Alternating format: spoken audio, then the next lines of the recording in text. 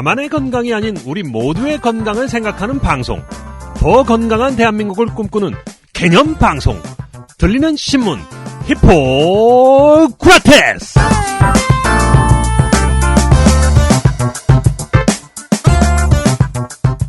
안녕하세요. 정정의사신문 편집주간 박쌤 박재영입니다. 안녕하세요. 세승 변호사 김변 김선욱입니다. 네, 안녕하세요라는 인사를 드리기가 조금 애매한 상황인 것 같습니다. 이번 주에는 메르스 얘기 안 하고 싶었는데요. 네. 자, 정말 많은 국민들이 메르스에 대한 걱정을 하고 계시고 정부가 괜찮다라고 말하지만 믿음이 잘 가지 않으실 텐데요.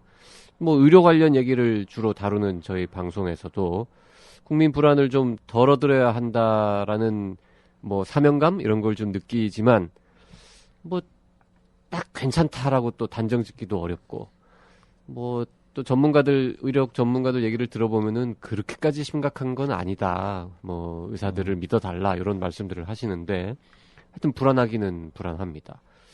앞으로 어떻게 상황이 변할지 모르겠지만 글쎄요. 뭐 김변. 네. 거기 지금 회사의 일반 시민들 같이 일하는 동료들은 메르스에 대해서 지금 어떻게 하고 있어요? 글쎄요, 저희는 마스크 씁니까? 아니요, 그렇지는 않습니다. 그죠? 예. 확실히 그 강북이 조금 더 마스크가 많은 것 같고요. 근데 지금 강남이 더 난리 났다고 그러니까요. 뉴스가 나오던데. 네. 거기는 뭐 그냥 다 방에 격리돼 있나 보죠. 뭐 나오지를 않으니까 아예. 예, 뭐 요새 그 언론 보도도 아주 뭐 종편 등등 해서 많은데 그보다도 SNS를 통해 가지고 그러게요. 아주 빠르게 어디가 문제다, 무슨 문제다 이렇게 각종 또 더 중요한 거는 그 확인되지 않은 루머 이런 것까지 가세하면서 국민들이 전체적으로 좀 불안증이 더 심해진 것 같습니다. 네. 그러니까 SNS를 통해서 도는 이야기 중에 맞는 것도 있어요. 있는데 이제 사실과 다른 것들이 섞이면서 네. 이게 뭐 맞는 말인지 아닌 말인지 구별하기가 어려우니까 불안감이 커지는 것 같습니다. 자, 메르스가 모든 이슈를 집어삼키고 있는 상황이긴 한데요. 뭐 메르스 얘기 뭐 오늘 저희도 어쩔 수 없이 좀 다루고 그리고 다른 이야기들도 일부 준비를 했습니다. 6월이네요, 벌써. 6월 첫 주 희구라 106회 시작합니다.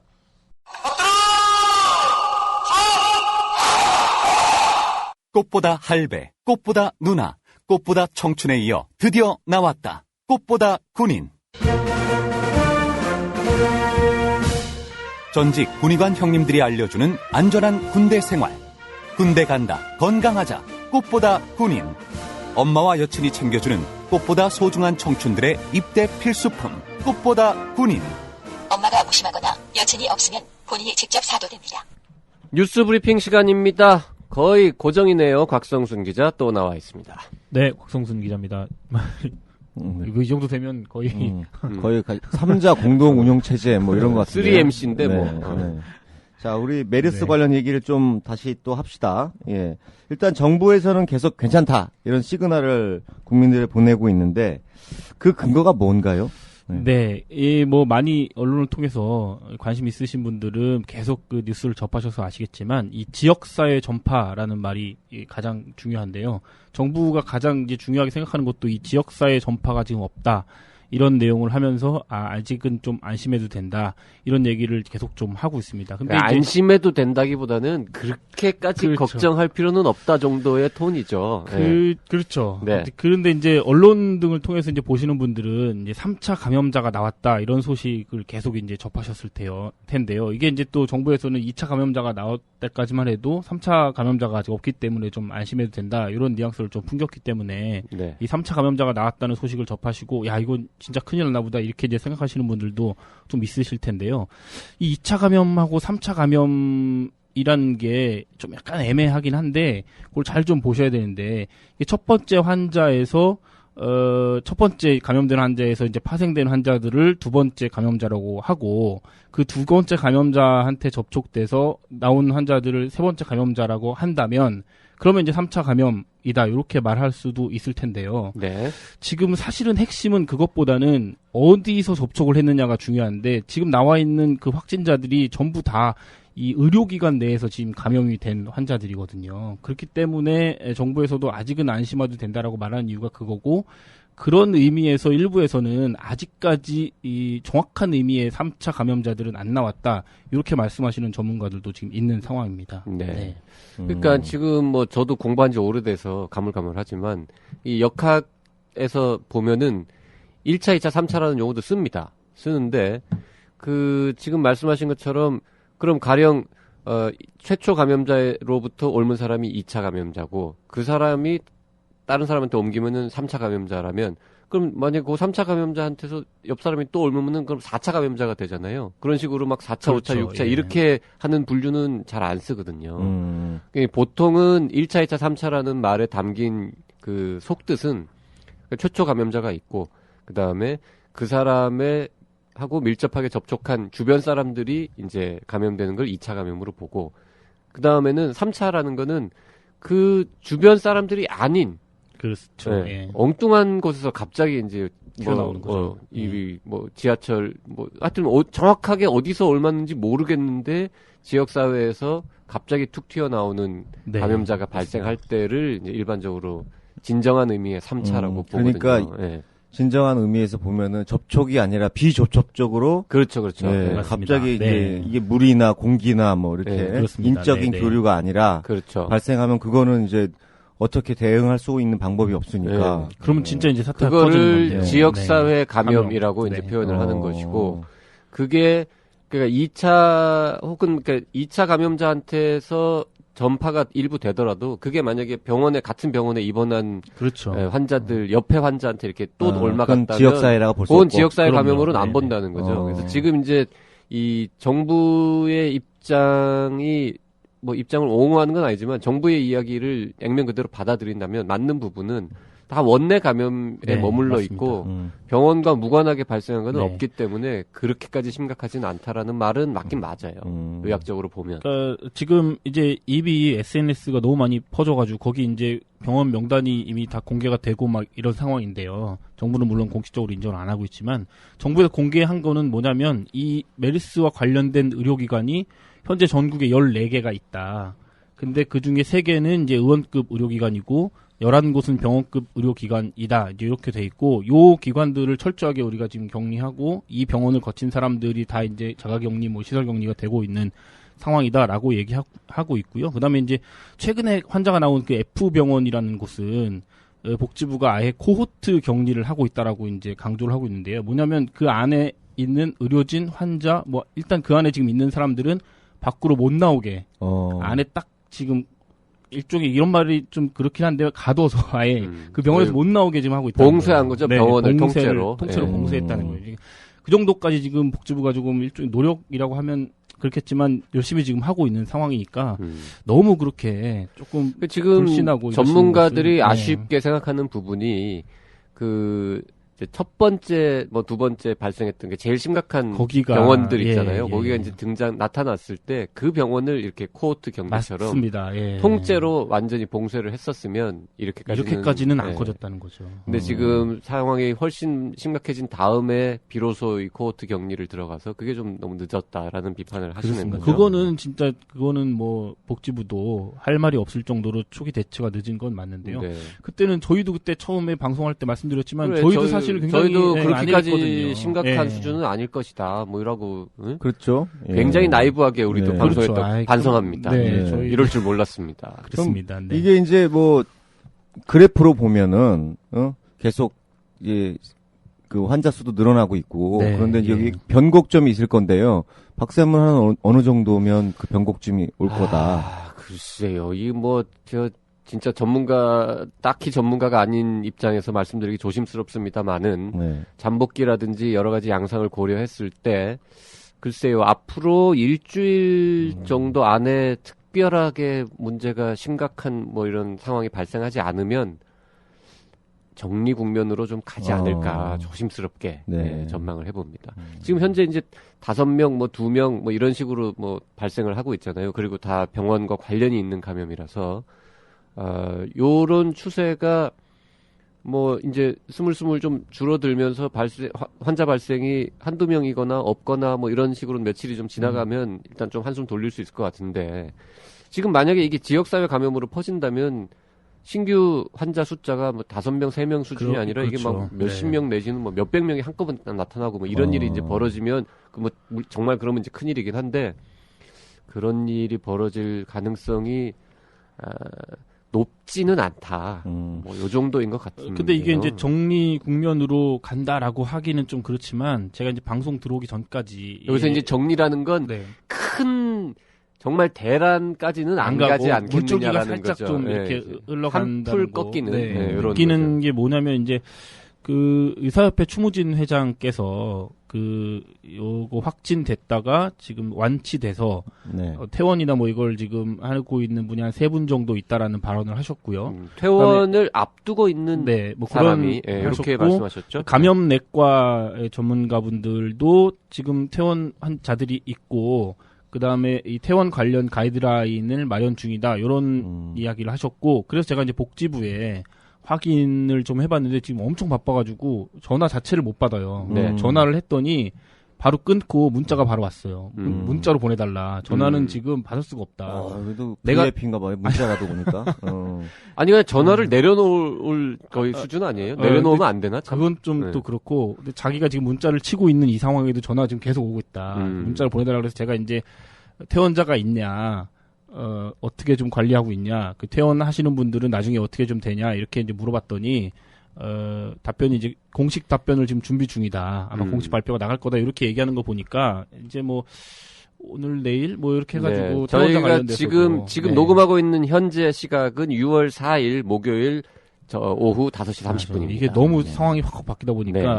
알려드려야 될 것 같아요. 현상 몇 자, 시인지는. 뭐 네. 지금 계속 뭐 실제로 잘못된 병원을 공개를 해가지고 뭐 너무 지금 뭐 합니다. 손해배상을 소송, 하겠다 뭐 이런 네. 얘기들도 있고 뭐 검거했다는 얘기도 있고 근데 지금 복지부에서는 그 14병원 실명을 네네네네. 공개를 하고 있지 않습니다. 않아요. 네. 그 뭐 그렇게 하는 이유가 또 특별히 있습니까? 이건 뭐 당연하게도 이 명단이 공개가 되면 네. 너무 이제 혼란이 너무 크게 우려가 된다는 것이 지금 복지부의 입장인데요. 지금 SNS 통해 가지고 어느 정도는 다 공개된 나왔잖아요. 것만 해도 지금 엄청 지금 피해를 입고 있고 실제로 의료기관에서 그 명단에 들어간 의료기관에서 환자가 줄고 있고 심지어는 그 의료기관을 주변으로 하는 상가에까지 지금 영향을 미친다 이런 얘기까지 있는 상황인데 네. 여기서 복지부가 그 명단을 공식적으로 공개까지 해버리면 이건 진짜 걷잡을 수 없을 것이다. 이렇게 지금 얘기가 되고 있고 오늘이 4일이죠. 네. 제가 어저께 3일날 복지부에서 하는 그 브리핑에 내려가서 실제로 들었는데 기자들 사이에서도 그런 얘기가 계속 나와요. 공개를 해라. 공개 네. 왜 안 하냐 물어보니까 굉장히 단호한 어조로 안 된다 이거는. 이거는 진짜 공개하면 너무 이 혼란이나 이런 것들이 너무 커질 가능성이 있다라고 나오고 오늘은 제가 내려가지 못했는데 오늘 이제 나와 있는 기사들을 보면 오늘도 기자들이 물어봤는데 똑같이 안 된다. 입장을 계속 방침이네요, 밝히고 방침. 방침을 정했어요. 네네네. 자, 이게 글쎄요. 저도 개인적으로 공개하지 않는 것에 찬성은 합니다. 근데 꼭 안 해야 하는가? 요즘같이 어차피 검색해보면 다 나오는 시대에 꼭 안 해야 하는가라는 질문에 대해서 마땅히 답할 거리도 없기는 해요. 그게 이제 제가 봤을 때는 그 공식화라는 게 진짜 무서울 것 같은데요. 네. 그리고 이제 제가 아까 찬성한다고 이제 조심스럽게 말씀드린 이유는 사실 지금 이 상황에서 뭐 병원이라는 게 굉장히 큰 곳이잖아요. 그럼요. 거기 뭐 예. 굉장히 많은 사람들이 일하고 있고 다른 메르스와 관계없는 환자들, 뭐 위중한 환자들 다 입원해서 이제 치료를 받고 있고 한데 그러면 가령 뭐 1000병상짜리 병원에 메르스 환자가 병실에 뭐 한 2명 들어있다. 그러면 그 뭐 1000병상의 그렇죠. 환자를 다 빼요? 아니면 다 격리시키거나 네. 뭐 이래야 그럴 된다는 수는 없는 얘기인데. 거고 그럴 필요도 없기 때문에 과도한 어떤 부작용을 우려해서 그거를 공개하지 않는 뭐 방침 어느 정도 이해는 합니다. 그리고 국민들에게도 말씀드리고 싶은 것 중에 하나는 그럼 이 상황에서 병원에 있는 게 차라리 안전하지. 예? 그렇죠. 그러니까 네. 다른 병이 있는 환자들 같은 경우에 메르스 환자가 저쪽 어딘가에서 치료받고 있다는 이유로 안 가고 예, 아예 다른 질병 치료가 필요한 분이 집에 가거나 그 병원에 안 가는 것도 더 위험할 수 있거든요. 김변이 뭐 별로 글쎄요, 뭐 동의한다는 표정도 아니고 저는 애매한 여러 가지 표정으로 측면이 바라보네요. 있는 네. 것 같네요. 이거는 네. 뭐가 옳고 그러다는 문제는 아닌 것 같고요. 그러니까요. 알 권리가 더 중요한 건지 아니면 그것으로 인해서 발생하는 사회적 불안 이런 것들이 을 막을 필요가 더 큰 건지 그게 이제 그 정부가 판단해야 되는 일각에서- 거죠. 네, 일부에서는 그 병원을 공개했을 때 병원이 크게 경제적인 손실을 볼 수밖에 없을 것이고 그에 대한 책임까지는 아니지만 뭐 보상 같은 거를 정부가 하는데 부담을 느끼기 때문이 아니냐 뭐 이런 그렇지는 해석도 않을 거예요. 하는데 예. 그렇게까지 보시는 네, 거는 그건 너무 아닐 것 멀리 같아요. 나가신 거고요. 네. 예. 사실은 피해라는 게 물론 아직 집계도 안 되고 물론 정부가 현재 지금 뭐 앞으로도 집계 안 될 것 같아요. 예, 근데 병원의 뭐 피해는. 그렇게 클 것 같지는 않아요. 지금 봤을 때는. 그리고 지금 이 공개를 원하시는 분들이 가장 걱정하시는 게 그 병원 명단이 공개를 안 됨으로 해서 자기도 모르게 뭐 그 병원에 간다거나 네. 뭐 이런 식으로 해서 좀 덮어지는 거 아니냐 뭐 이런 우려를 좀 하실 텐데요. 그래서 그것 때문에 네네. 지금 정부에서는 그 뭐 발생 환자 현황 같은 거를 네네네. 의료진에게는 공개하겠다. 이런 얘기를 지금 하고 있는 거죠. 그게 이제 어떻게 공개한다는 거예요? 그게 이제 그런 그 정보 이 발생된 그 의료기관을 내원한 그 환자들이 있을 거 아니에요. 그 기간 특정 기간에 문제가 되는 기간에 네. 그 14개 기간에 그러면 그 정보를 잘 추려가지고 데이터베이스화 해가지고 시스템에 딱 만들어 놓고 일선 의료기관에서 그걸 볼 수 있게 하는 시스템을 지금 만들어 놔서 오늘까지 뭐 만든다라고 했었는데 지금 아직 됐다라는 발표는 안 나왔는데 원래는 오늘 뭐 늦어도 이번 주 안에는 한다고 복지부에서 발표를 했거든요. 그러니까 이게 뭐냐면 일선 의료기관에 내가 메르스인 것 같다라고 와서 좀 검사해달라고 오는 환자가 있거나 아니면 뭐 이렇게 왔는데 내가 봤을 때 조금 위험한데 이렇게 환자가 왔을 때 그 의사가 환자는 모르지만 의사가 이제 봐서 그 사람 뭐 이렇게 있을 거 아니에요. 이름 뭐 주민등록 이렇게 있을 거 아니에요. 그걸 검색을 네, 해보면 검색을 해보면 이 환자가 그 의료기관, 그 문제가 되는 의료기관을 내원한 적이 있다거나 뭐 이런 특정 정보들이 기관에. 그렇죠, 쭉 네네. 나오는 거죠. 그러면 그걸 가지고 그거는 네, 굉장히 필요한 조치인 것 그럼요. 같아요. 필요한. 그거를 이렇게 복지부는 이런 시스템을 만들어서 불안감을 최소화하면서도 실효성을 좀 낼 수 있을 것이다. 이렇게 지금 복지부는 얘기를 하고 있는 네. 거죠. 네. 근데 지금 뭐 새정치민주연합의 김용익 의원님께서 이러한 보건복지부의 미공개 정책에 대해서 의료기관에 말로 병을 주고 네네. 법안으로 약을 준다. 뭐 이런 얘기를 네. 그 재밌는 예, 표현이에요. 예. 하여튼 그러니까 쉬운 얘기는 아닌데. 네. 예, 김영희 무슨 뜻인가요? 의원이 예. 뭐 의료기관에 대해서 병도 주고 약도 줬다 이런 한마디로 표현을 뭐 하는데 예, 무슨 정부가 얘기예요? 약했다고 이런 건데 네. 지난 2일에 이제 김용익 의원께서 복지위에 이제 김춘진 위원장하고 김성주, 남인순, 안철수, 양승조, 인재근, 최동익 의원 등 새정치연합 소속 의원 9명하고 공동 성명을 내셨는데요. 이때 네. 이제 뭐라 그랬냐면 메르스 발생 지역하고 의료기관을 공개해야 된다 이렇게 말씀을 하셨어요. 근데 제가 이제 지금 쭉 말씀을 드린 것처럼 이 의료기관이 공개가 됐을 때 의료기관들이 입게 되는 피해가 지금보다 훨씬 커질 것은 자명하거든요. 네. 그러니까 그런 주장을 하셨었는데 이 김 의원께서 근데 이제 이틀이 지난 4일에는요. 환자를 진료한 의료기관에 유무용으로 발생한 피해를 보상해야 한다는 취지의 감염병의 예방 및 관리에 관한 법률 개정안을 대표 발의를 하셨어요. 그러니까 이거를 종합해 보면 그러니까 이틀 전에는 공개해야 된다 이렇게 이제 말씀을 하셔서 어떻게 보면 의료기관이 피해를 입을 수 있는 발언을 하셨다가 이틀 지난 후에는 지금 의료기관이 피해를 입고 있는 것을 유무형적인 걸 다 포함해서 보상해 줘야 된다 이렇게 한 거니까 의원께서 그러니까 이게 어떻게 보면 좀 물론 확대 해석일 수도 있지만 피해를 크게 늘려서 보상을 많이 해주자 뭐 이런 그러네. 의미가 될 수 있는. 자, 그 김용희 거예요. 의원께서 네네네. 이거를 이제 그 6월 2일 날인가 공개하라는 발언을 한 다음에 그 이후에 가만히 생각해 보니까 아니 피해는 보상해줘야겠는데라고 해서 이틀 만에 법안을 발의했을 리는 없단 말이에요. 그렇죠. 그러니까 이제 두 가지를 동시에 다 고려하셨을 텐데 네네. 김용희 의원의 취지는 이런 거겠죠. 그런 병원 명단을 공개하는 거는 국민들을 위해서 필요하고 네.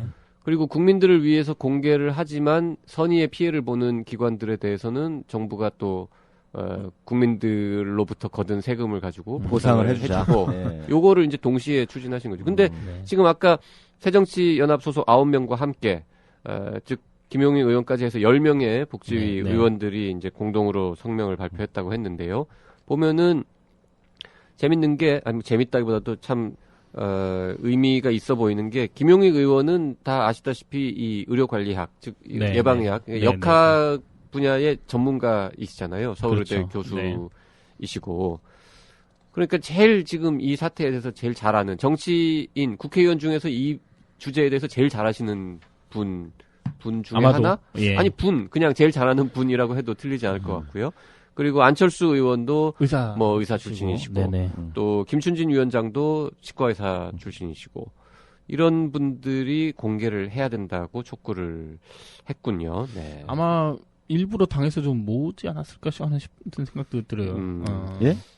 보건의료계 출신들이 이런 얘기를 해야지 더 좀 먹히지 않겠느냐. 지금 안철수 의원은 복지위 소속이 아니잖아요. 제가 알기로는 아닙니다. 네. 자, 어쨌든 아직까지는 정부의 태도는 단호하고요. 단호합니다. 네. 예, 앞으로도 변하지 않을 것 같습니다. 지금 병원 이름을 공개하고 말고를 고민할 때가 아니에요. 네, 지금은 그럴 때가 지금 아니고. 현재 지금 1,600명까지인가 늘어난 1,600명까지 오늘 격리 대상자를 어떻게 하면 잘 관리를 할 것인지 또 그 1,600명에 포함되어 있지 않은 혹시 모르는 진짜 지역사회 감염이 발생하는 것을 조기에 발견해서 또 잘 치료하는 거, 이런 것들. 그렇습니다. 네. 여러 가지로 지금 할 일이 정말 태산이고요. 걱정도 태산이고 그렇습니다. 자, 그런데 이 메르스 사태를 직면하여서 가장 고생하는 사람이 글쎄 복지부나 질병관리본부의 공무원들 그렇죠. 고생 많이 하시고 계시죠. 고생 많이 하시고 의료진들이죠. 그분들 못지않게 이제 고생하시는 분들은 사실 의료진들이란 말이죠. 그렇습니다. 그런데 이 의료진들이 뭐라 그럴까요? 이렇게 격려 내지는 응원을 받기보다는 오히려 막 기운 빠지게 하는 그런 일들이 막 생기고 있다. 이런 또 기사들이 있어요. 네, 이게 이제 어떻게 보면 그런 명단 공개나 그런 지역 공개의 이제 부작용일 수도 있는데요. 그 메르스 확진 환자가 발생했다고 이제 SNS나 이제 이런 걸 통해서 알려진 지역이 있을 거잖아요. 네. 그 지역의 일부 학교에서 학생들을 대상으로 이 환자가 발생한 병원에 다니는 부모가 있는지를 조사하는 일이 벌어졌다고 합니다. 아이고야. 그러니까 이게 어떤 의미냐면 그런 거죠. 그러니까 니네 부모가 그 병원에서 일하고 있으니까 너도 너도 위험하니까 너 학교 오지 마 이거 아니에요. 어린 애들이 마음에 상처 많이 입겠네요. 엄청 상처를 입는 일이죠. 그래서 이제 이 실제 이제 메르스 환자를 진료한 그 초등학교예요, 중학교예요, 어느 단계 학교에서 나오진 않았는데 그래서 이제 그 메르스 중2 환자를 수준인데 중2 수준. 선생님이 중2 수준인 것 같은데 그러면 그게 또 일개 선생님 차원에서도 나왔을 것 같진 않아요.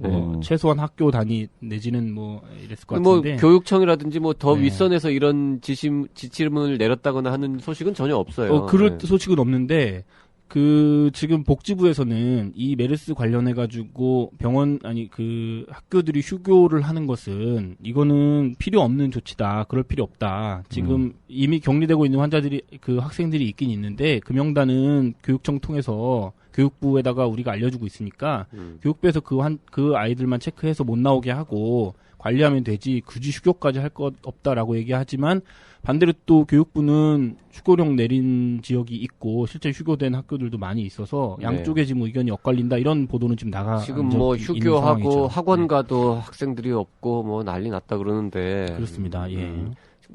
이 학생을 대상으로 자 부모님이 병원에서 그 병원에서 일하는 의사나 간호사 있으면 손들어봐. 이거가 소문이 그렇죠. 진짜인지 아닌지 좀 궁금해가지고 설마 그러겠어. 그리고 저희가 확인을 좀 해봤는데 확인을 했죠. 그래서 이제 진짜더라고요. 네. 그 메르스 환자를 진료했다는 A 병원에 근무하는 의사하고 저희가 통화를 했더니 아이가 다니는 학교에서 부모 중에 그 병원에 근무하는지 여부를 조사했다는 얘기를 들었다. 그 얘기를 듣고 이제 화가 너무 나기도 했지만 도대체 이 아이들이 학교에서 무엇을 배울지 진짜 너무 자기가 화가 나고 한숨이 났다. 글쎄, 뭐, 이런 그걸 얘기가 조사하는 있더라고요. 거를 분명히 그 부모님들 그 생활 뭐 그런 거 기록 다 있을 텐데, 그 공개적으로 진짜 반에서 손 들어봐 이렇게 했으면 정말 그거는 말도 안 되는 일일 거고요. 정말, 예. 저 생활기록부에 네. 부모가 의사, 간호사 이런 건 적혀 있어도 어느 병원에서 일한다는 건 안 아, 적혀 있을 그래요? 수도 있겠죠. 그럼 뭐 조용히 네. 불러서 물어볼 네. 수 있는데 공개적인 장소에서 그렇게 했다면은 그건 네. 진짜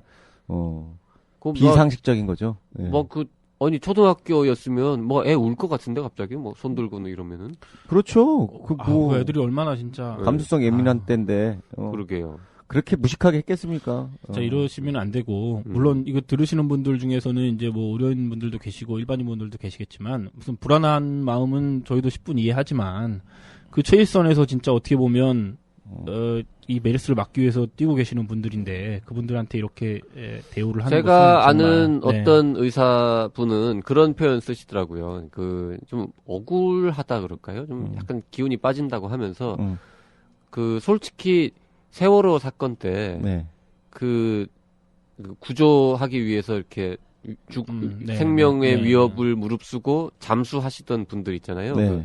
그분들하고 우리는 같은 그런 처지 아니냐. 음. 우리도 정말 걸리면은 위험하고 뭐 그럴 수 있고 한 그런 상황에서 열심히 지금 진료를 하고 있는데 그 왜 잠수부들은 막 이렇게 수고한다고 격려해주고 막 이런 분위기였는데 그게 당연한 건데 왜 의료진들한테는 무슨 왕따를 시키고 이렇게 학교 저는 오지 말라 그러고 이러냐. 그런 분들도 그렇고, 저는 소방관도 생각도 했거든요. 그러니까. 소방관 같은 경우도 아니 9.11 때도 소방관, 경찰관, 뭐 의료진 이런 사람들을 다 영웅시 하잖아요. 그렇죠. 막 그래서 그런 작업에 참여했다 그러면은 다 이렇게 훌륭하다 그렇죠. 그러고 뭐 아빠가 그런 거 한다 그러면은 뭐 니네 아버지 참 훌륭하다 뭐 이런 분위기가 돼야 되는데 거꾸로 지금 이 메르스와의 전투에서 앞장서고 있는 사람들이 그렇습니다. 이상한 사람 취급받는 뭐 더러운 사람 취급을 받는 이런 뭐 거는 감염자 곤란할 것 취급을 같아요. 받는다고 예. 하는 게 가장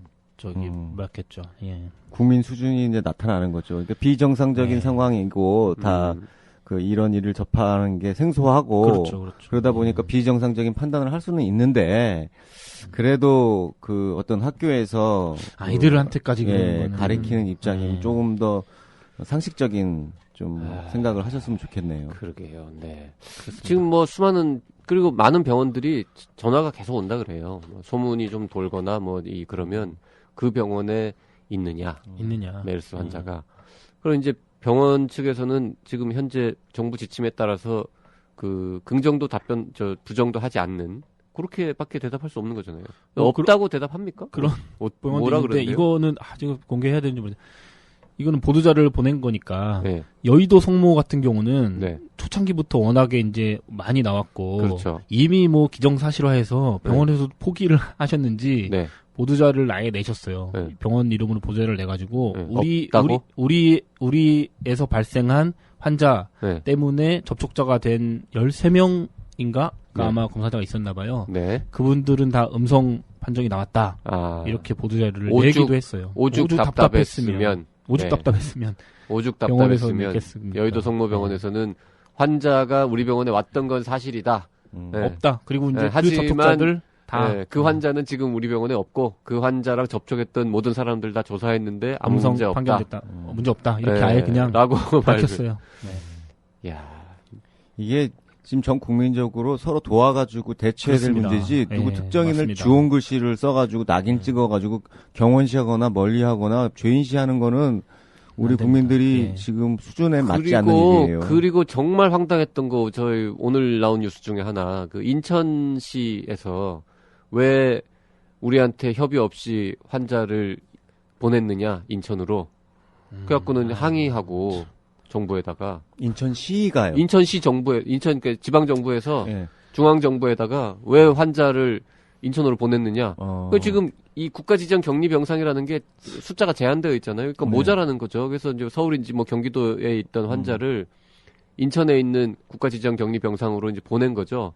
보냈는데 인천시에서 우리한테 허락 안 받고 인천은 청정 지역이었는데 환자를 날리면 어떡하냐? 인천 완전 시민들. 전 국민이 님비 현상이 발생해네. 그래서 님비 그게 현상. 인천시에 있는 무슨 그냥 평범한 시민 한 명이 항의했다 그러면 이해하겠는데 인천시에서 공식적으로 얘기를 했고 지금 뭐 제가 직접 확인한 건 아니지만 부시장이 직접 전화했다. 뭐 하는 짓인지 진짜. 정부에다가 뭐 하는 짓이냐라고. 설마요. 그렇게 기사가 났어요. 그 뭐 믿을 만한 꽤 큰 언론 매체에서 그렇게 보도를 했더라고요. 그래서 그거는 좀 정말 뭐 하는 아니네. 짓이냐라고 인천시장 부시장이 전화를 했다는데 저희야말로 정말 뭐 하는 짓이냐라고 진짜 말하고 말씀드리고 싶습니다. 싶네요. 네.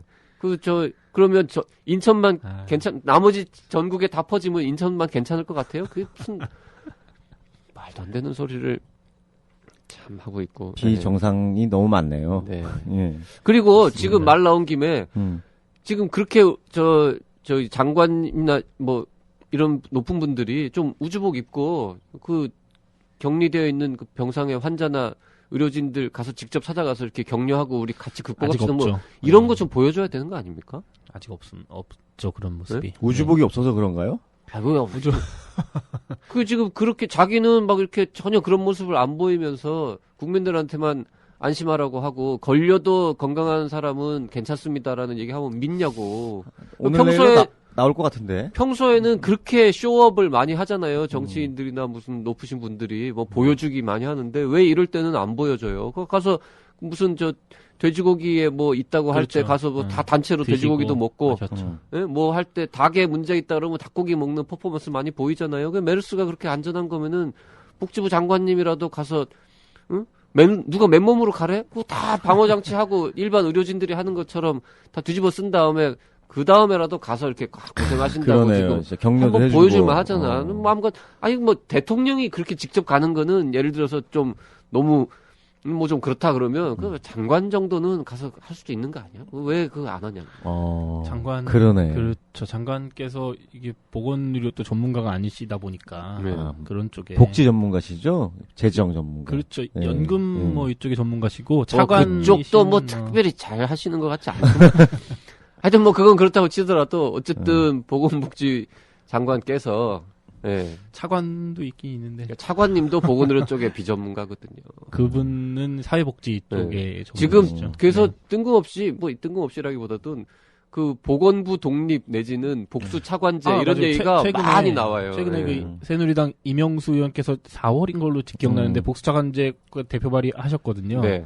그게 요즘에 새로 주목을 좀 받고 네. 있고 예. 그때는 별로 이렇게 이슈가 그렇죠. 안 됐었는데 그리고 워낙 이게 뭐 지난해 뭐 지지난해 복수차관제 얘기가 계속 나올 때마다 이게 뭐 그냥 넘어가고 그냥 안 되고 이랬었는데 요번에는 그리고 정부뿐만 아니라 그 김무성 의원이나 뭐 문재인 의원도 가셔야죠. 가서 거기 설마 뭐 물병 던지겠어요? 그러게.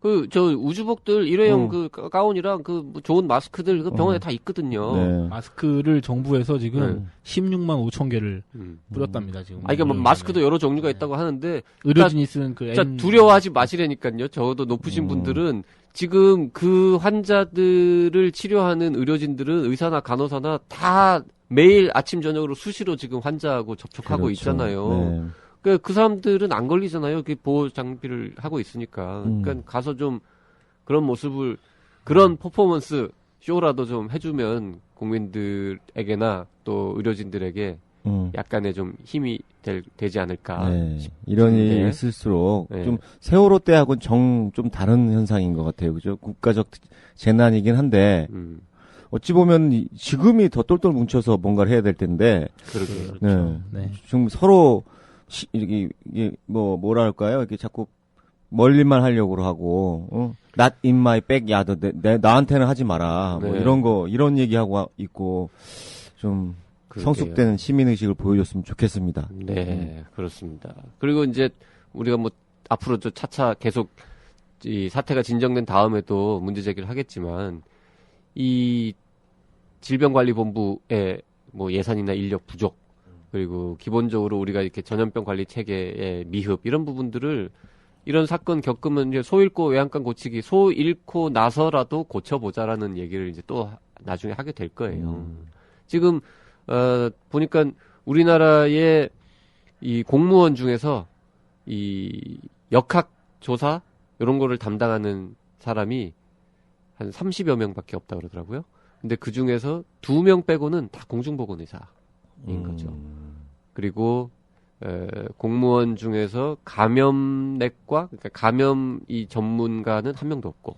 우리가 그때 사스 때 없죠. 좀 더 고생을 했어야 되는데. 아마 그때도 이 전면에 나와가지고 복지부를 대변했던 분이 지금 아웃뉴스에서 많이 보고 계시는 그 분 있으시죠? 그렇죠. 권준욱 네. 정책관. 아이러니컬한 게요. 그분이 그때도 그때 CDC가 생긴 거잖아요, 그걸로. 그때 잘하셨다고 네. 상 받으시고 그때 네. 권준욱. 2003년인데 그 당시에 우리가 사스 전 세계에서 제일 관리 잘했다고 뭐 자화자찬도 했었고. 그렇죠. 네. 그리고 뭐 지금도 이제 댓글 달리는 것 중에서 2003년도에 그 노무현 대통령이 있고 유시민 그렇습니다. 장관 예, 있던 시절에 맞습니다. 사스는 잘 대처했는데 지금 정부는 뭐냐 이런 이제 비판하시는데 그때 뭐 그건 뭐 하여튼 그 비판도 당연히 할 만한 비판이긴 한데 2003년도에 사스 대비에 제일 최일선에 있었던 사람하고 사람이, 실무 예. 책임자하고 지금 그거보다 약간 직급은 높지만 맞습니다. 현재 이 메르스 대책 총괄 매일 하시는 나오시는 분하고가 같은 사람이에요. 네.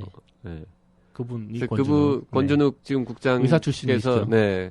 그때도 열심히 하셨고 지금도 열심히 하고 계신데 평가는 다르죠. 뭐 그때는 막 잘했다고 얘기 들었고 상도 받으셨고. 상도 하셨고 그냥 궁금하신 분은 인터넷 들어가서 네. 권준욱 사스 이렇게 치시면 네. 관련 기사가 지금도 쭉 나오거든요. 많이 나오죠. 여기저기 인터뷰한 것부터 시작해서 뭐 지금 엄청 매일 저 TV 화면에 나오고 계신데 음. 하루가 다르게 흰머리가 늘고 계신 것 네. 같아요. 보기에 정말 좀 안타깝더라고요. 네. 자, 어쨌든 이왕 좀 고생하시는데 좀 더 조금만 더 열심히, 하시면, 좀 더 정말 네. 고생하셔가지고 더 큰 확산 없이 잘 마무리가 됐으면 메르스 사태 좋겠습니다. 진정 국면으로 갈 수 있도록 뭐 국민들도 중요하지만 어쨌든 이 집단 감염 관리 이거는 정부를 믿는 수 말고는 없어요. 이게 맞어요. 개인들이 네. 어떻게 할 수 있는 게 네. 극히 제한적이기 때문에 너무 근데 지금 불신이 네, 커져가지고 정부를 지금. 좀 네. 믿고 정부가 하는 거를 좀 따르고 기다려주고 뭐 이런 자세가 좀 필요할 것 아니 같아요. 저도 저희 와이프가 이제 제가 보건의료계 이쪽 다니까 계속 물어보거든요. 그래서 저는 계속 물어볼 때마다 괜찮다 계속 이랬는데 처음에는 웃으면서 넘어가다가 요즘에는 정부 불확지 아니냐 이런 얘기까지 지금 제가 듣고 있는 상황이기 때문에 정부 그 출입을 굉장히 많이 하긴 하죠. 아, 예. 민간인 치고 정부 청사에 그렇게 자주 가는 사람은 잘 없잖아요. 네. 어디 뭐 어떻게 할 수도 없고 뭐 그 정도입니다 지금 상황이. 네.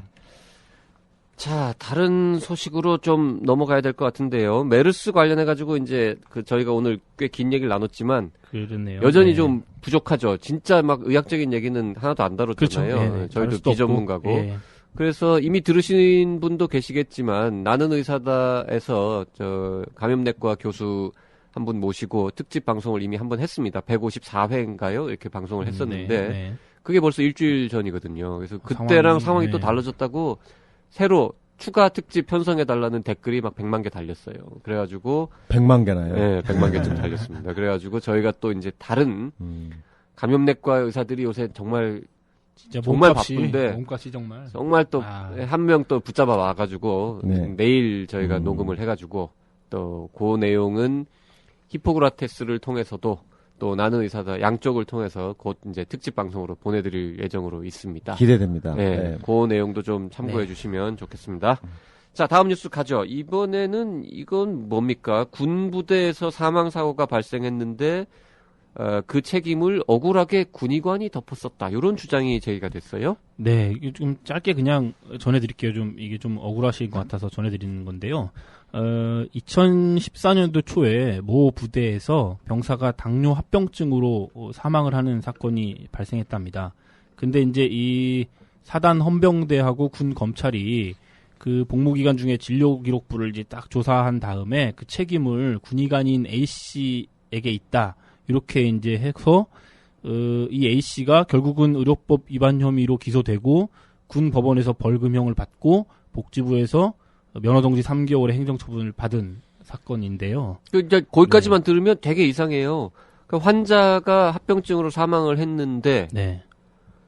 근데 정작 그 책임 이 있다고 군의관이 지적받은 내용은 뭐 의료법 의료법 위반인데요. 이라는 거예요. 예, 네. 말씀을 좀 드리면 그 의사들 단체인 전국의사총연합회라는 곳이 있어요. 거기서 이제 문제 제기를 한 건데요. 전희총에 따르면 이 군 법원에서는 왜 이거를 죄가 있다고 얘기했냐면 이 A 씨 의사가 군의관이 무자격자에 의한 불법 의료 행위를 교사했다. 요 이유로 의료법을 위반이라고 했다는데 이게 뭐냐면 군대 가보신 분들은 아시겠지만 의무병이 군대에 있잖아요.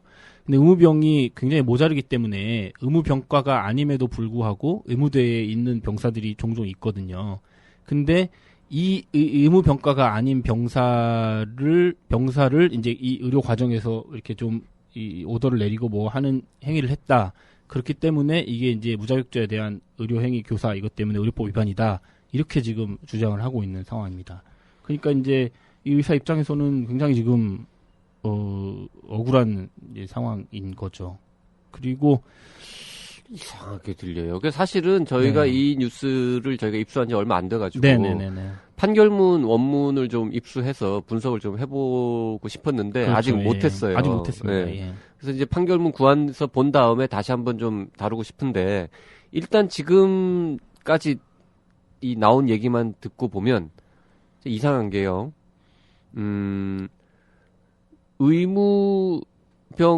의무병과가 아닌 병사한테 의무병 역할을 맡겼다. 그래서 의료법 위반이다. 네. 근데 의무병과가 아닌 사람한테 맡겼다고 그거하고 환자가 합병증으로 사망한 거하고의 인과관계가 없잖아요. 그러니까 뭘 책임지라는 건지. 거기 이제 군 법원에서는 아까 제가 말씀드린 것처럼 이 A 씨가 무자격자에 의한 불법 의료 행위를 교사했다, 시켰다. 네. 뭐 이런 거를 죄목으로 건 거죠. 이 환자가 지금 이 나온 걸로만 보자면 네. 환자가 죽은 거과 관련해 그건 무관하고 죽은 거지만 그건 무관하고 그 전에 그러니까 의료 행위를 할 죽은 때 거 그러니까 네. 환자가 사망한 거는 뭐 의료 사고라든지 그렇죠. 예. 그래서 뭐 정부의 책임이거나 군의 책임이거나 그렇죠, 예. 군의관의 책임이라고 하는 얘기는 아직은 없는 그건 거고 그건 아예. 없고, 그 예. 평가 그 판단은 없는 상태에서 네.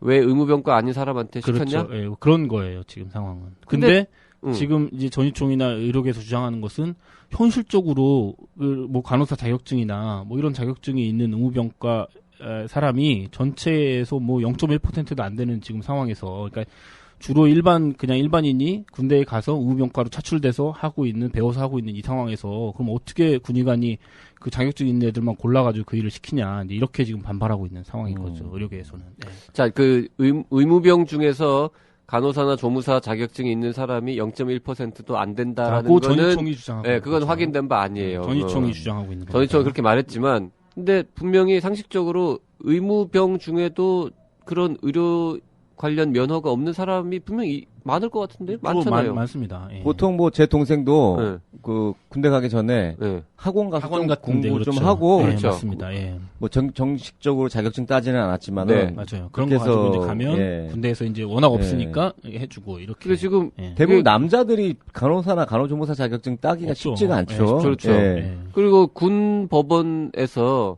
의무병과가 아닌 사람한테 의무병 일을 시켰으니까 의료법 위반이라고 판단을 했다는데 네. 그러면 의료 관련 자격이 없는 사람을 의무병으로 이렇게 뽑아서 그 사람한테 시키는 건 괜찮아요? 의료법이.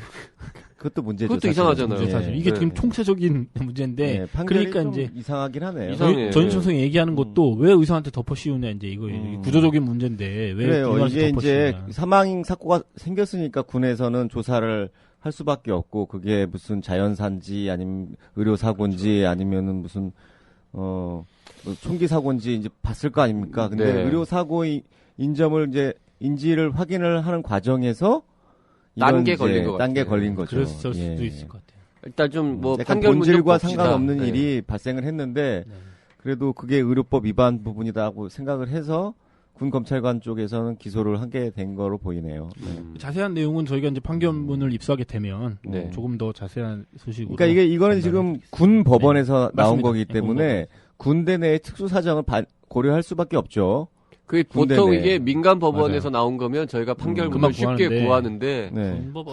군 법원이라서 네, 그래서 판결문을 아마 구하는 것도 쉽지가 제가 않아요. 추측컨대 군 네. 법원에서는 군대 내의 조직을 감안해서 그 군 형법상이 군대도 군 형법이 따로 있는데 네. 의료와 관련된 법은 따로 있지는 않을 거예요. 그렇기 때문에 일반 의료법을 준용해서 판단을 하고 그래서 의무병은 일단 군대 내에서는 간호사나 간호조무사에 준하는 자격으로 판단을 한 거고 의무병이 아닌 사람에 대해서는 간호사 아니다. 그렇죠. 그럴 수도 있겠네요. 자, 근데 어쨌든 뭐 복지부의 행정처분까지 의뢰해서 면허정지 처분도 받았습니다. 받았고. 예. 네. 그래서 지금 전의총에서는 법정 투쟁을 하겠다. 군 네. 법원 판결대로라면 지금 전국에 한 2,000명 넘게 있는 군의관이 다 범법자다. 다 범법자다. 이렇게 이제 강하게 반발을 하고 그건 있고. 약간 좀 너무 지나친 거 해석 같고요.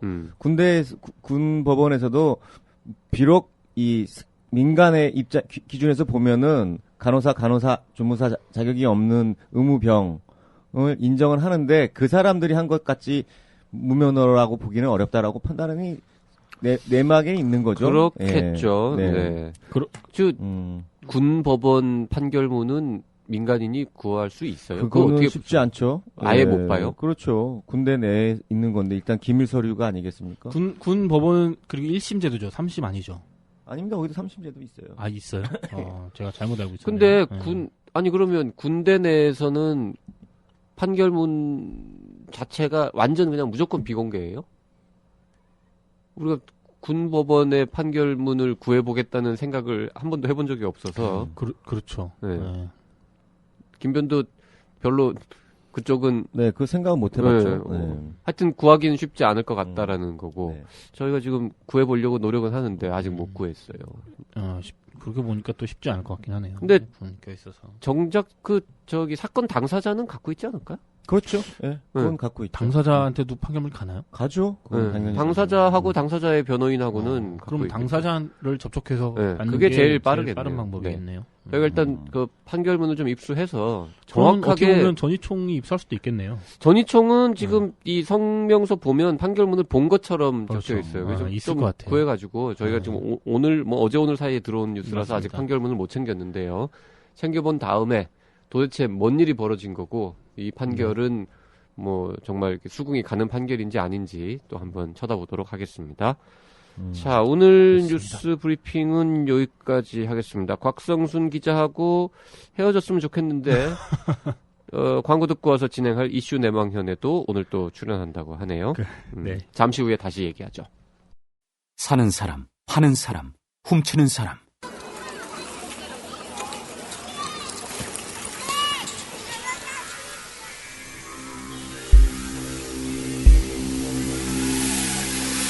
레드마켓, 인체를 팝니다.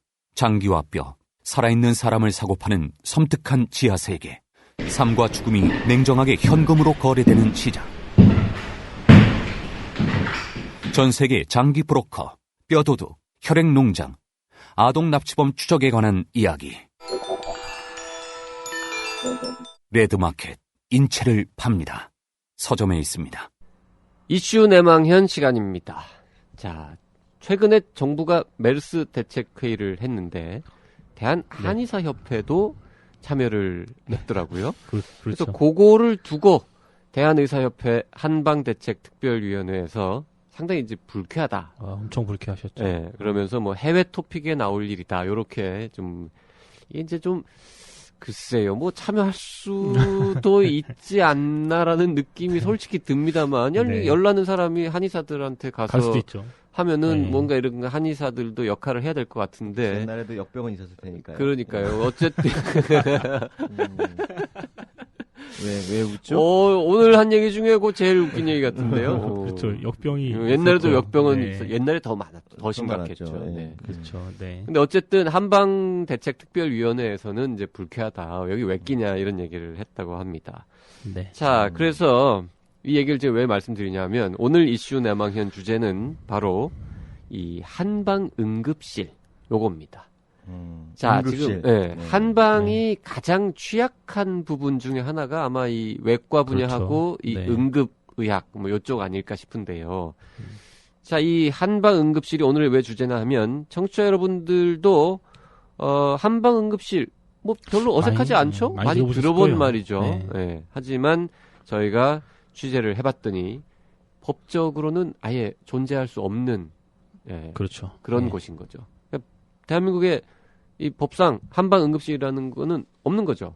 쓰면 안 되는 말이죠. 예. 일본은 예. 없다. 뭐 이런 말처럼 예, 예. 한방응급실은 없다. 이런 얘기를 오늘 이제 전해보려고 합니다. 자, 관련 내용 취재한 아까부터 계속 나와 있는 곽성순 기자. 네. 네, 계속 나와 있는 곽성순 네. 기자입니다. 네. 박쌤이 한방 응급실은 없다. 뭐 이렇게 얘기하는 네, 없다. 하는데, 예. 없다. 예. 관련돼서 응급실 관련된 국내 규제 현황이 어떤지 좀 설명을 해주시죠. 예, 제가 변호사님 앞에서 법 얘기를 하자니까 아이, 조금 괜찮아요. 저희 변호사 모든 걸 다 아는 건 아닙니다. 그렇긴 한데요. 모든 걸 다 알진 않지만 네. 이건 많이 알아. 요거는 잘하실 것 같아서 제가 해도 되나 네. 뭐 이런 생각이 들긴 네, 하는데. 읽어보세요. 네. 네. 뭐 다 아시겠지만 국내에 이제 의료법이 있고 의료법에 이제 응급의료에 관한 법률이라는 게 따로 있는데요. 거기에 이제 이 응급실을 지정받거나 응급실을 운영할 수 있는 기관을 법으로 정해 놨는데요. 국내에서 이제 일단 우리가 흔히 응급실이라고 부르는 게 많이 이제 등급이 나눠지는데 일단 설명을 드리면 중앙응급의료센터가 있고 권역응급의료센터, 그다음에 이제 전문응급의료센터, 지역응급의료센터, 그다음에 이제 마지막으로 지역응급의료기관이 있고요. 네. 근데 그 일단 지금 여기까지. 예. 네. 지금 쉽게 말씀드리면 응급의료센터라는 게 있고 네네. 응급의료기관이 있는 거죠. 물론 네. 나머지 조금 더 있긴 하지만 네. 대표적으로는 큰 응급실은 맞습니다. 응급의료센터 그렇죠. 그리고 조그만 좀 거는 작은 응급실은 기관. 응급의료기관 네. 이렇게 부르는 거죠. 여기까지는 네. 정부에서 지정을 하는 거예요. 그렇죠. 어. 까다롭죠. 그것도 그렇죠. 기준이 시설을 다 있고. 갖추고 딱 심사를 해서 지정을 딱 해주는 건데 이 지정을 아무한테나 해주는 게 아니라 이 중앙응급의료센터하고 권역응급의료센터, 그다음에 전문응급의료센터, 지역응급의료센터, 그러니까 이 센터라는 말이 들어간 이 응급실은 종합병원 중에서만 지정할 수 있어요. 그러니까 최소 종합병원인 최소 종합병원이 거죠. 네. 돼야 되는 거예요. 그다음에 조금 낮은 단계인 지역응급의료기관이라고 하면은 여기는 이제 종합병원은 물론이고 병원급 또는 조금 규모가 있는 의원급 의료기관까지 지정을 할 수 있어요. 네. 근데 아까 제가 말씀드렸듯이 의료법 상에 이 한방병원하고 한의원은 의료기관으로 지정이 돼 있습니다. 네. 의료기관이에요, 거기도. 근데 이 응급의료에 관한 법률 상에는 이 한방병원하고 한의원은 제가 지금 말씀드린 응급의료센터나 응급의료기관으로 지정받을 수 없는 곳이에요. 그러니까 법적으로는 응급실을 운영하면 안 되는 안 곳이죠. 되고 또 수가도 네. 못 받겠네요. 수가도 못 받죠. 네. 예. 그리고 네네. 지금 이제 뒤집어서 말하면 응급실 뭐 기관이든 센터든 간에 법적으로 허용되는 그 응급실의 최소한의 기준 중에 제일 대표적인 게 의사와 간호사가 24시간 상주해야 된다. 무조건. 네. 네.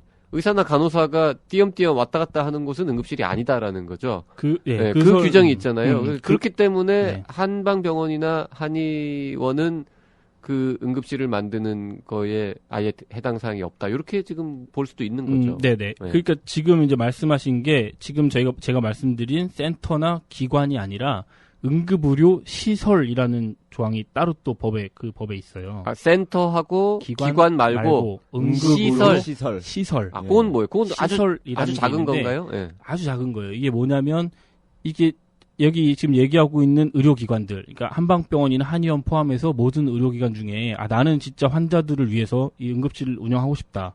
이 환자들을 응급실을 운영해서 좀 도움을 주고 싶다. 이런 분들이 이 응급의료 시설 기준을 맞춰서 신고를 하고 운영을 하면 되는 거예요. 그러니까 그래요? 요거는 한방병원도 할 수 있고 한의사도 한의원도 할 수 있어요. 할 수는 있는 거예요. 오호. 그러면 근데 근데 이게 기준을 보시면 기준을 맞춰야 돼요. 이것도 신고를 하려서 운영을 하려면.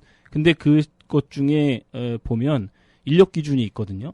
의사 하면 일단은 24시간 연중 무휴로 운영을 해야 돼요. 이 시설을 일단 하겠다고 신고를 하면. 그렇죠. 네, 네. 해야 그래야 돼요. 되겠죠. 예. 응급실이니까. 예. 그리고 의사 한 명과 간호사 한 명이 그 운영하는 시간 내내 거기 상주를 하고 있어야 돼요.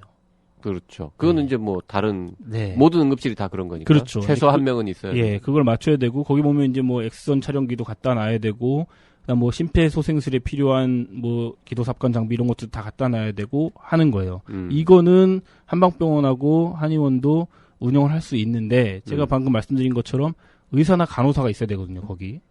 그러니까 이것도 어떻게 보면 한방병원이나 한의원에서 운영을 하지만 요걸 가지고 한방응급실이다라고 얘기하는 것도 사실은 좀 말이 안 되는 그러니까 거죠. 거기 해야 되는 인력이 의사인 거죠. 의사죠. 의사, 반드시 의사죠. 한방병원에 반드시 의사를 의사가 고용할 수는 있지만 그 상주해야 된다는 의미에 그 자고 있어도 돼요?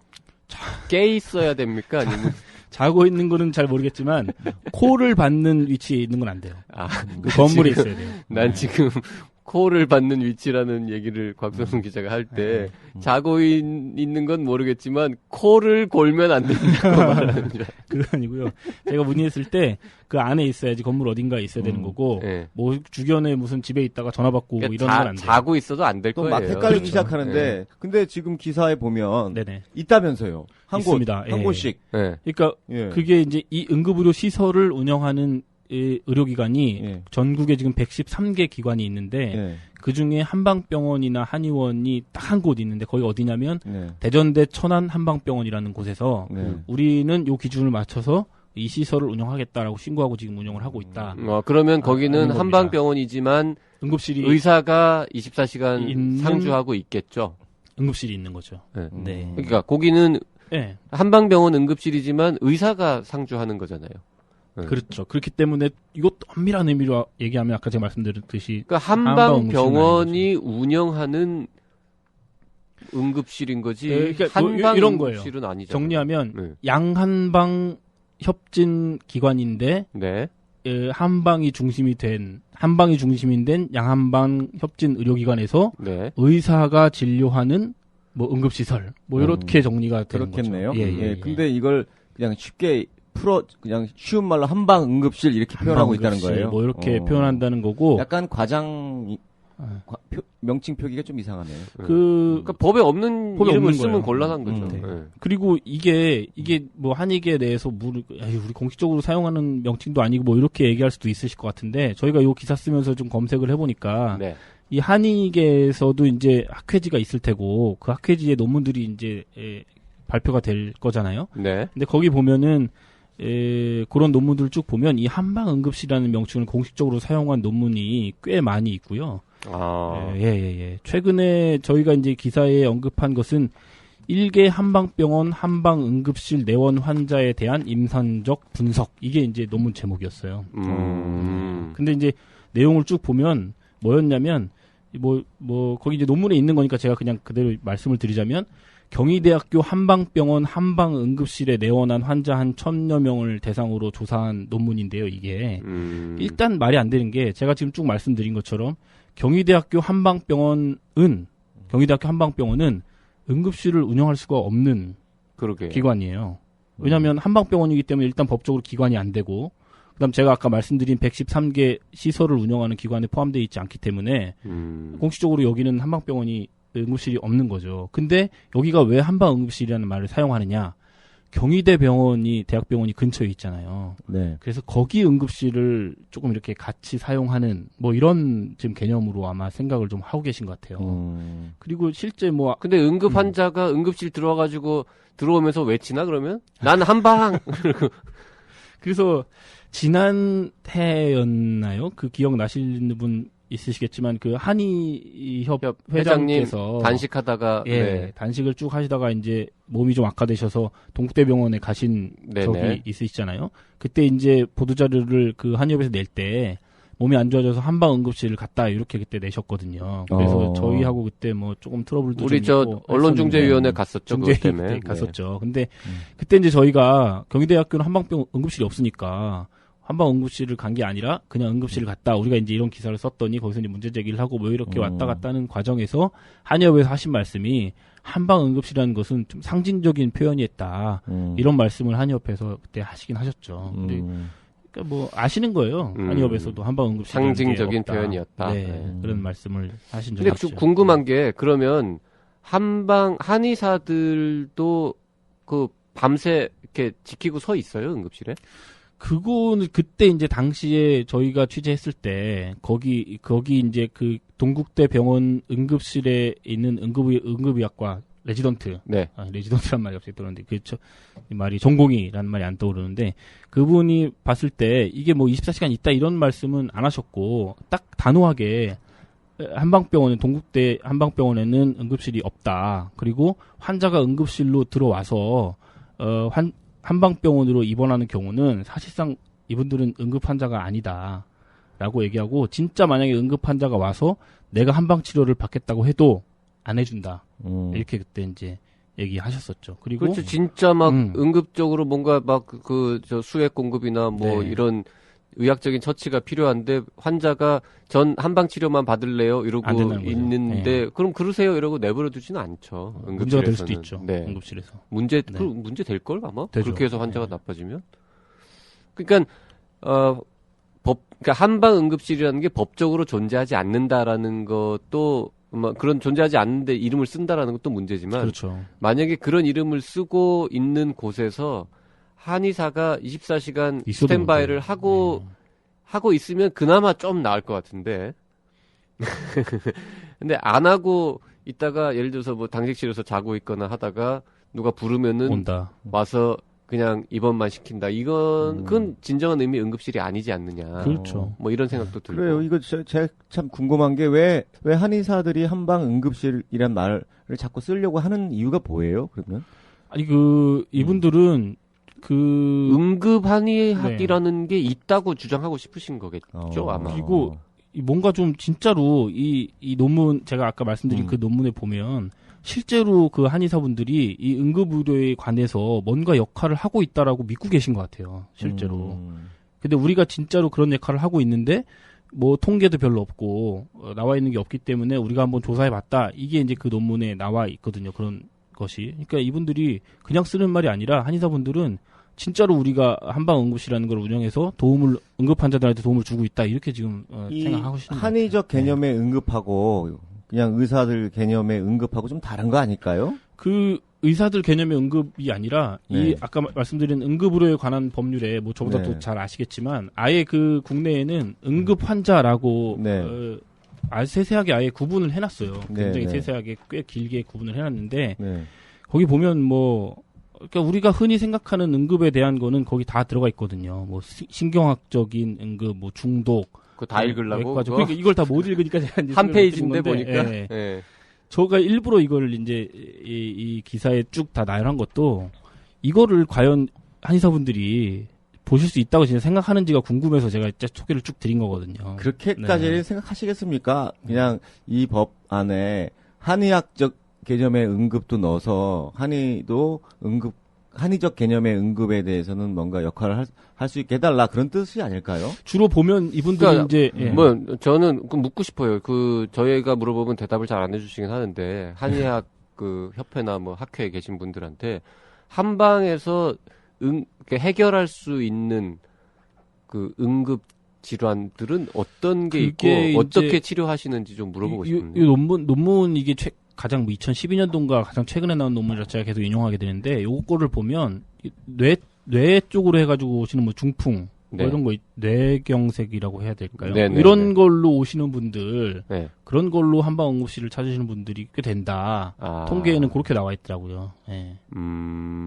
아마 그런 것을 많이 염두에 두고 계시는 것 같아요. 그게 거의 유일하지 않을까 싶은 생각도 드는데요. 그런 걸 많이 염두에 두시고 그러니까 하셨던 거. 일반적으로 우리 이 국민들이 응급 상황이라고 느끼면서 동시에 한방의 도움을 받아볼까라고 느끼는 병은 그 경한 중풍 증상 말고는 없지 않을까요? 그렇죠. 뭐 떠오르는 거 있어요, 김변? 모르니까 물어봤죠. 없을 것 같아요. 부러지고 찢어지고 피가 철철 나는데 한방 치료를 받아야겠다라고 생각하는 분은 뭐 없지 않을까 싶고. 없으시겠죠. 그러면은 한방 응급실이라는 거를 운영하는 그게 법적으로 있든 없든 간에 그걸 자꾸 간판 걸고 야간 빨간 간판 붙여놓고 하는 한의원들은 결국 초기 중풍 환자를 받아서 뭐 입원시키고 하는 아시겠다. 거를 하려고 하는 게 아닐까라고 조심스럽게 지금- 추측해 예, 봅니다. 그럼 한방 응급실이라는 표현을 사용한다 하더라도 복지부는 그것에 단속을 하거나 뭐 그런 의지는 없나요? 없어요. 사실은 제가 이거 취재할 때 네. 복지부 응급의료과에 문의를 처음 드렸을 때 굉장히 뭔가 좀 요거에 대해서는 생각 안 해봤는데라는 뉘앙스로 혀를 찔린다는 네, 뭐 이런 이런 걸 물어봐 기자가 이런 이런 분위기였. 분위기이셨는데 일단 응급의료 시설 제가 말씀드린 응급의료 시설 아까 하셨던 한방병원이나 한의사도 할 수 있는 이 시설은 응급의료 수가를 플러스해서 받지 못해요. 말 그대로 그냥 서비스인 거예요, 진짜로. 그 시설이라는 네, 거. 시설이라는 네. 것. 근데 이 시설은 응급실이라는 명칭은 사용할 수 있어요. 네, 그게 유일한 장점이다. 그러니까 예. 이용할 수는 있는데 의사가 24시간 있어야 된다는 있어야 된다. 거잖아요. 돈도 예. 못 받지만 일종의 진짜 서비스다. 근데 이게 그렇게 유일하다. 조그만 기관 시설에서 네.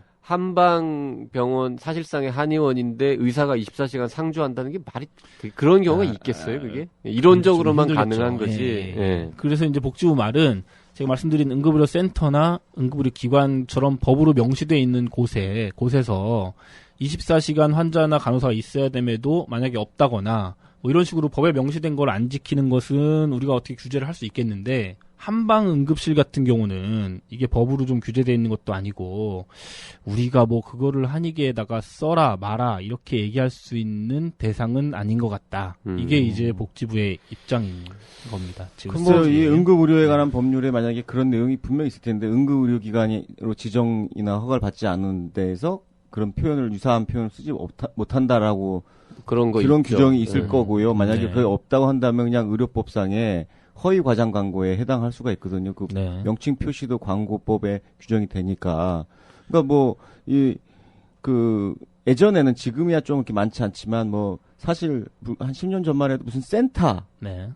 의료기관이 그런 센터라고 쓰는 것도 못하게 했었거든요. 네, 네. 맞아요. 예. 그렇죠. 예. 그리고 근데- 뭐 응급실 이름도 아까 지금 뭐 센터 기관 뭐 이렇게 네, 네, 설명하셨지만 그것도 정리된 지 얼마 안 됐어요. 그렇죠. 옛날에는 예, 맞아요. 아무렇게나 쓰고 싶은 대로 써서 그러니까요. 맞습니다. 알아서 그냥 응급실 붙이든지 아니면 스스로 우린 좀 큰 것 같은데 그러면 응급의료 센터 붙이고 뭐 이랬었단 말이에요. 근데 이제 그거를 지금은, 네. 권역 응급의료 센터, 뭐 다 지역 나눠져 응급의료 있죠. 센터 네. 이런 식으로 다 명칭을 정확하게 해서 근데 그 명칭을 명칭을 응급의료법에 59조에 있네요. 뭐라고 돼 있어요? 유사 명칭 사용 금지.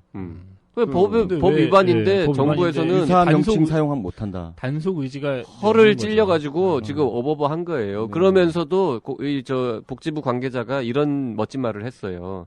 국가가 규율하는 그 대상은 어쩌고저쩌고 하면서 의사 간호사를 24시간 만날 수 없는 병원이 응급실 간판을 맞아요. 내걸어서 응급 환자가 잘못 방문해서 시간을 지체하는 일이 없도록 해야 된다. 그게 아마 요 지금 네. 말씀하신 그 취지인 거죠. 그 이게 취지에서 지금 말씀하신 거. 응급실 간판 보고 급한 환자가 갔는데 알고 보니 이게 아니다. 한방 응급실이고 의사는 없고 이래가지고 어라 여기는 의사가 없네 이러면서 지체될까봐 그런 이름을 함부로 쓰지 못하게 하는 건데 네. 현실적으로는 지금 한의계에서는 뭐 한방 응급실이라는 네, 말을 한방 벌금은 응급실. 없는데 과태료는 있네요, 이게. 음. 300만 원 이하의 과태료. 그래가지고 뭐 일부 한방 병원에서는 이제 응급실이라는 간판을 안 쓰고 안 씁니다. 영어로만 음. 빨간색으로 이머전시 쓰고 같은 그 유사 명칭이죠. 야간 진료 야간 뭐 이런 진료라는- 식으로 이제 간판을 야간 쓰고 진료라는 말을 많이 네. 하시고 야간 네. 진료라고 쓰고 영어로는 다 이머전시라고 써놨더라고요. 이렇게 영어는 영어 아는 사람들이 볼 때는 그 응급실로 보이잖아요. 하여튼 그런 식으로 이제 표기한 데도 있고 한데 네. 아무리 봐도 요 한방 응급실이라는 용어를 이렇게 좀 안 쓰셨으면 쓰고 논문에도 막 쓰고 하는 것들은 좀 약간 웃긴 것 같아요. 예. 어쨌든 아니 한방병원이 운영해도 제가 계속 말씀드리지만 진료를 의사가 하면 이걸 한방 응급실이라고 말씀을 하시면 안 되죠. 그냥 뭐 그렇죠. 응급실이다라고 차라리 그냥 뭐 응급실이라고 하든가. 아주 원론적인 걸로 돌아가면 그 의사들이 맨날 쓰는 표현입니다만 그 의학은 원래 하나고 세계적으로 그렇죠. 네. 그런 당연히 응급의학도 하나인 거죠. 한방 응급의학이라는 게 따로 존재할 수는 없는 거고 지금 제가 궁금해서 검색을 좀 이제 방송하면서 해봤는데 한방 응급의학이라는 용어로 검색을 하면 아무것도 안 나와요. 그러니까 제가 전에 이제 그 한의대 커리큘럼 같은 거를 이제 여러 번 봤었는데 그때도 응급의학 과목은 없었던 것 같거든요. 그걸 가르칠 수가 사실. 그러니까. 예. 그리고 근데 한방 응급실이라고 치면 많이 나오죠. 한방 응급실은 있어. 엄청 근데 많이 한방 나와요. 응급의학은 없어. 검색해보면. 넌센스라는 거죠. 그래서 저희는 어쨌든 요 한방 응급실, 그 복지부의 이 관계자도, 이런 질문을 하다니 허를 찔렸다는 저 반응을 보였던 허를 것처럼 찔리셨다기보다는 뭐 저희도 우연히 이거 발견했어요. 저희도 네. 그때 그 한의업이랑 그 저기 가고 한방응급실 뭐 언론중재위원회 중재에 가고 가고 우리가 이렇게 이러면서, 하면서 약간 아니 한방응급실이라는 게 도대체 법적으로 기준도 뭐야? 어떻게 되면 한방응급실인 거지? 이러고 이제 찾아봤더니 그렇죠. 놀랍게도 예. 법에 아무 기준이 없는 거죠. 그리고 존재하지 않는 기관인데 버젓이 한의협 회장님도 쓰고 논문도 나오고 그래서 웃기네 이런 얘기를 이제 지적을 한 거죠. 인터넷 보시면 무슨 유명 연예인이 네. 한방 응급실에 가서 뭘 했다 뭐 이런 내용도 있어요. 찾아보시면 잘 찾아보시면 네. 그러니까 뭐 처방을 받았다 뭐 이런 내용도 있고. 예. 그렇습니다. 뭐 세상이 꼭 논리적으로만 가는 건 아니니까요. 그렇죠. 네. 예. 하여튼 아까도 말씀드렸지만 응급의료에 관한 법률은 의료법이 따로 멀쩡하게 있는데 굳이 그 응급의료에 관한 법률을 따로 만들어 놓은 것은 중요하다는 그만큼 중요하다는 거고 그 뭔가 응급 환자가 뭐 골든 타임을 놓쳐가지고 환자가 막 상태가 골든 나빠지거나 타임. 네. 사망하거나 하는 일을 좀 막아보자. 막아보려고 규제를 이렇게 까다롭게 해놓은 거거든요. 근데 뜬금없이 한방응급실이라는 게 이렇게 마구 쓰이는 거는 좀 문제가 있다. 그래서 하여튼 지금 허를 찔린 복지부 관계자들이나 아니면은 요 부분에 대해서는 뭐 신경 안 쓰고 있었던 국회의원이나 이런 분들이 요거에 대해서 조금 관심 좀 가지고 네. 그거 좀 문제구나라는 거를 인식을 해주셨으면 일단 좋겠습니다. 일반인 분들이 좀 많이 아시고 뭐 한방 응급실을 진짜 급할 때 한방 응급실을 이용하거나 이러시지 않으셨으면 좋겠어요. 뭐 어쨌든 피해는 환자가 네. 자기가 입게 될 수밖에 없는 문제니까 골든 타임이나 이런 걸 놓치게 되면 네. 뭐 판단은 잘 하시겠지만 네. 그 지금 아무런 정부에서 반응을 안 보이면 우리가 그 응급실 간판을 몇 개 찍어다가 그 뭐 어디 신고할까? 어떻게 그런 거라도 좀 해보면은 좀 달라질까요? 너무 야비한가요? 그렇게까지 하는 거는? 그렇게까지 또 네.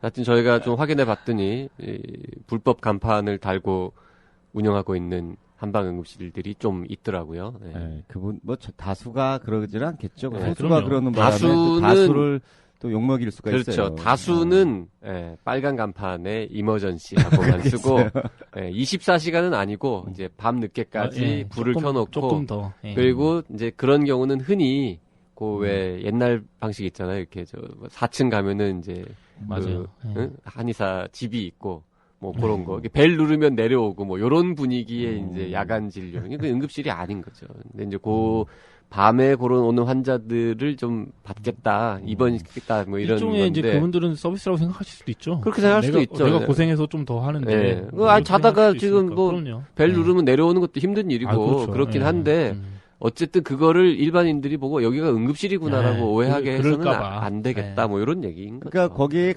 응급에 대한 판단을 사실 일반인들이 하긴 좀 어렵잖아요. 맞아요. 네, 맞습니다. 그래서 한방 응급실이라는 게 있다면 거기 갔는데 한의사 선생님께서 이거는 빨리 응급실 가셔야 됩니다라고 얘기하실 수도 있죠. 네. 예. 그렇게 되면 네. 지체된다라는 거죠. 그럼요. 그게 사실은 그러니까 그 지체의 원인이 네. 누구한테 있느냐의 문제도 있어요. 그래서- 일반 국민들이 잘 이해를 못 해가지고 그러니까 지금 박쌤 얘기로는 네. 자꾸 한방 응급실이라는 얘기가 자꾸 돌면은 그렇죠. 예. 일반 국민들이 한방 생각할 응급실 가도 되는구나 이렇게 생각할 수가 있기 때문에 네. 그렇게 아예 하지 말아야 하지 말자. 된다. 예, 그럼요. 그런 이런 거죠. 그런 의미잖아요. 의미죠. 예. 예. 어디 국민 여러분께 한방 응급실이라는 건 세상에 존재하지 않습니다. 이거를 그렇죠. 좀 그 얘기를 적극적으로 사실은, 알리고 싶다라는 네. 얘기를 지금 한 거죠. 네. 이거 나는 의사다 가서도 한번 해야겠다. 이거 희구라는 전문가들이 주로 들어가지고 네. 아, 최근에도 그러네.